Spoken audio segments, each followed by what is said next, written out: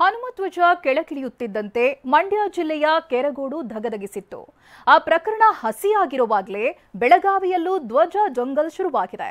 ಹನುಮಧ್ವಜ ತೆರವುಗೊಳ್ಳುತ್ತಿದ್ದಂತೆ ಇಡೀ ಊರು ಬೂದಿ ಮುಚ್ಚಿದ ಕೆಂಡದಂತಾಗಿದೆ.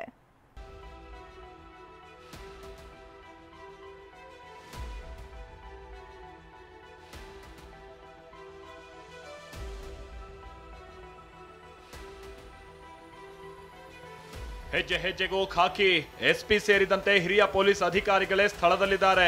ಪೊಲೀಸ್ ವ್ಯಾನ್, ಬ್ಯಾರಿಕೇಡ್ ಸೇರಿದಂತೆ ಎಲ್ಲ ಮುಂಜಾಗ್ರತೆಯೂ ಇಲ್ಲಿ ಕಾಣ್ತಾ ಇದೆ.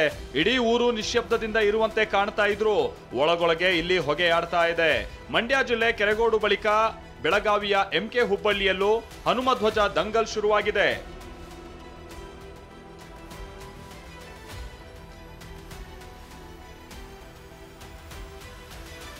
ಬೆಳಗಾವಿಯಲ್ಲೂ ಹನುಮಧ್ವಜ ದಂಗಲ್. ಎಂಕೆ ಹುಬ್ಬಳ್ಳಿ ಬೂದಿ ಮುಚ್ಚಿದ ಕೆಂಡ, ಖಾಕಿ ಮೊಖಾಂ. ಕೆರಗೋಡು ಸದ್ಯ ಸಹಜ ಸ್ಥಿತಿಗೆ ಬಂದಿದೆ. ಆದ್ರೆ ಅಂಥದ್ದೇ ಮತ್ತೊಂದು ಬೆಂಕಿ ಬೆಳಗಾವಿಯಲ್ಲೂ ಹೊತ್ತಿಕೊಂಡಿದೆ.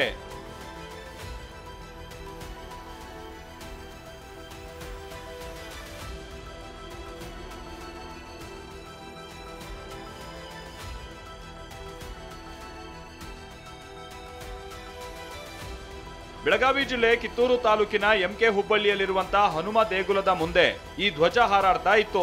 ಆದ್ರೆ ಹನುಮ ಧ್ವಜ ಸಾರ್ವಜನಿಕ ಸ್ಥಳದಲ್ಲಿದೆ ಅನ್ನೋ ಕಾರಣಕ್ಕೆ ಪಟ್ಟಣ ಪಂಚಾಯಿತಿ ಸಿಬ್ಬಂದಿ ಧ್ವಜವನ್ನ ತೆರವುಗೊಳಿಸಿದ್ದಾರೆ. ಆರಂಭದಲ್ಲಿ ಸುಮ್ಮನಿದ್ದ ಸ್ಥಳೀಯರು ಹನುಮ ಧ್ವಜ ಹಾರಾಟಕ್ಕೆ ಅನುಮತಿ ಕೊಡಿ ಅಂತ ಆ ನಂತರದಲ್ಲಿ ಪಟ್ಟು ಹಿಡಿದಿದ್ದಾರೆ. ಅಷ್ಟೇ ಅಲ್ಲ, ಪಟ್ಟಣ ಪಂಚಾಯಿತಿ ಮುಖ್ಯಾಧಿಕಾರಿಗೆ ಮನವಿ ಸಲ್ಲಿಸಿದ್ದಾರೆ. ಮನವಿ ಸ್ವೀಕರಿಸಿರುವಂತಹ ಅಧಿಕಾರಿಗಳು ಮೇಲಾಧಿಕಾರಿಗಳ ಜೊತೆ ಚರ್ಚಿಸಿ ನಿರ್ಧಾರ ತೆಗೆದುಕೊಳ್ತೀವಿ ಅಂತಿದ್ದಾರೆ.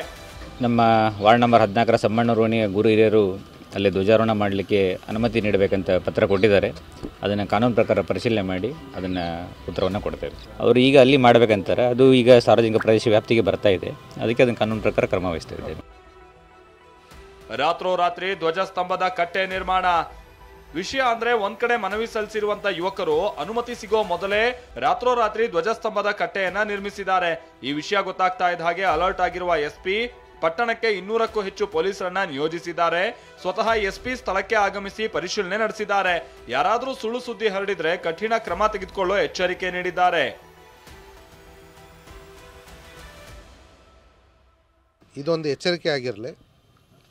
ಈ ರೀತಿ ಅನಾವಶ್ಯಕವಾಗಿ ಗೊಂದಲ ಸೃಷ್ಟಿಸೋದು ಮತ್ತು ಕೋಮು ದ್ವೇಷ ಭಾವನೆ ಸೃಷ್ಟಿಸುವಂಥ ಕಾರ್ಯ ಮಾಡಿದ್ರೆ ಸಾಮಾಜಿಕ ಜಾಲತಾಣದಲ್ಲಿ ಅರೆಸ್ಟ್ ಮಾಡಿ ಸೀದಾ ಅವರಿಗೆ ಕಾನೂನು ಪ್ರಕಾರ ಕ್ರಮ ತಗೊಳ್ತೀವಿ.